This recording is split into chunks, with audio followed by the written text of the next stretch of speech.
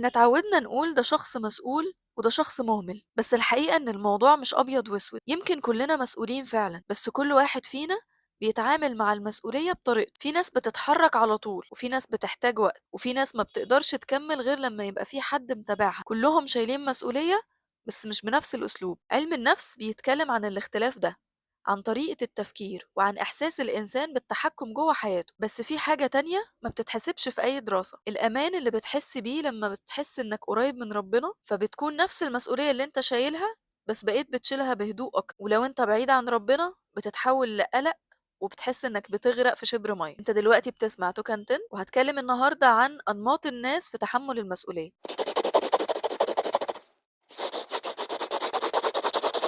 خلينا قبل ما نحكم على نفسنا أو على غيرنا نفهم الأول يعني إيه أصلا شخص بيتحمل مسؤولية. تحمل المسؤولية مش إنك تشيل كل حاجة لوحدك، ولا إنك تجلد نفسك على أي غلطة. المسؤولية ببساطة إنك تعترف بدورك وتعمل اللي تقدر عليه أو اللي في إيدك، وتفهم إن في حاجات فوق طاقتك مش مطلوبة منك ولا هتقدر تتحكم فيها.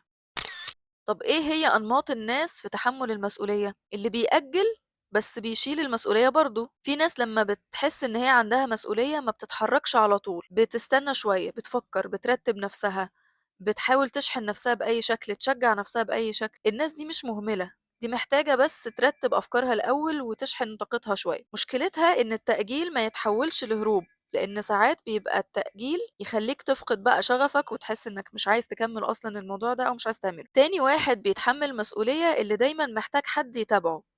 في ناس ما بتشتغلش صح غير لما يبقى في حد متابعها: مدير، صديق، شريك، حد يقول لها انت تمام، كملي، انا معاكي، يلا نعمل مع بعض، يلا نروح سوا. وده مش ضعف، ده وعي بنفسه، ان هو احيانا بيحتاج دعم خارجي وبيحتاج مشاركة من الناس. المشكلة هنا او المهم هنا إنك ما تربطش قيمتك بنظرة حد ليك، أو إنك ما تبقاش معطل حياتك عشان مستني حد يشاركك الخطوة اللي أنت عايز تعملها. وتالت واحد في الناس اللي في أنماط الناس اللي بتشيل مسؤولية هو اللي بيشيل على طول. بيبقى شخص قوي سريع، بيحب يمسك زمام الأمور أو يسيطر شوية. بس الخطر هنا أو المشكلة هنا هو إنه ساعات بيشيل أكتر من طاقته. فساعات تحس إن أنت ماشي، أنت فعلا بتتحملي المسؤولية على طول، ما بتتردديش، ما بتحتاجيش تقنعي نفسِك قبل ما تاخدي الخطوة، ما بتستنيش حد ييجي معاكِ، بس بتشيلي أكتر من طاقتِك. من كتر ما بيبقى عليكِ حاجات كتير أنتِ ما بتفلتريهاش، فبتلاقي إن أنتِ بتشيلي حاجات كتير أوي من غير ما تقولي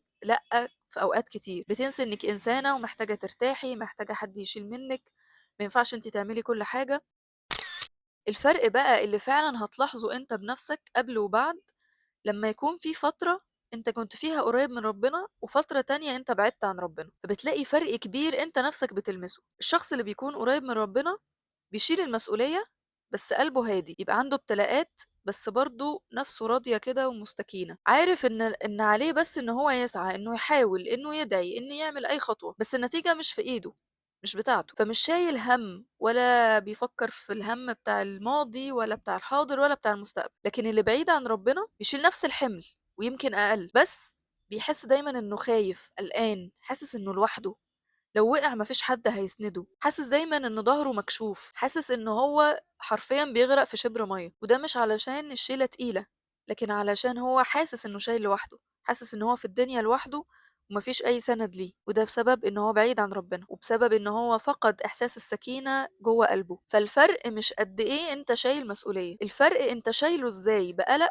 ولا بثقة إن ربنا شايف قريب ومش بيضيع تعبك. يمكن بعد الحلقة دي تكتشفي إنك مش مقصرة، أنتِ بس بتشيلي بطريقتِك. يمكن تفهمي إن المشكلة مش في المسؤولية نفسها، قد ما هي في إحساسِك وأنتِ شايلة المسؤولية دي. لو شايلة لوحدِك طبيعي هتتعبي، ولو بعيدة عن ربنا أكيد هتتعبي، لكن لو متطمنة بربنا حتى التقيل بيخف أوي. حاجة جواكِ دايمًا بتقول لِك كله خير، وأي حاجة بتحصل هي خير ولمصلحتي، وده أحسن حاجة ممكن تحصل. وسهل أوي عليكِ إنِك تقولي لا حول ولا قوة إلا بالله وتحسي إن أنتِ فعلًا مسنودة. فتحمُّل المسؤولية مش إنِك تبقي أقوى من كل حاجة في الدنيا، لكن إنِك تبقي واعية بدورِك، تعملي اللي عليكِ وتسيبي الباقي على ربنا. فخدي نَفَس، أنتِ مش متأخرة ولا قليلة، أنتِ في طريقِك لفهم نفسِك. وما فيش حد ما بيشيلش مسؤولية أو ما بيتحملش نتيجة قراراته، بس كل واحد بيشيلها بطريقته. وإحنا دايمًا قدامنا الاختيارين: يا إما الحياة الطيبة في القرب من ربنا،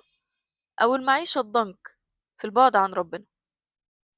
وسلام.